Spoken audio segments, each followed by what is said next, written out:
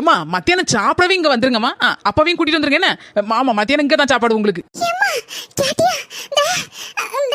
அன்னைக்கு அம்மையும் அப்பாவும் நம்ம வீட்டுக்கு வரவலாம். மத்தியானம் சாப்பாடு நம்ம வீட்ல தானா? எடி ஒட்டு கட்டிட வர. இல்லம்மா அப்படி வந்து நான் காத்து வாக்குல கேட்டேன். இந்த பாருமா அன்னைக்கு அம்மையும் அப்பாவும் வந்தவனா சிக்கன் மட்டன் எடுக்க வேண்டியிருக்கும். நம்ம துட்டெல்லாம் இதுலயே கரஞ்சு போயிரும் பாத்துக்கோ. எடி அதுக்காண்டி வந்த ஆளுக்கு சாப்பாடு போடாம விட முடிய மாட்டி. ஏம்மா சிக்கனமா இருந்தாதான் வாழ்க்கையில வசர முடியும். சிக்கன் மட்டன் எல்லாம் செய்து கொடுத்தா சரி வருமா? நல்ல யோசி நல்ல யோசி. ஆமா பாத்தியா சிக்கன் மட்டன் வாங்கி போட்டா என்ன ஆகுது துட்டு? ஏம்மா நான் ஒரு ஐடியா வச்சிருக்கேன் சொல்றேன்.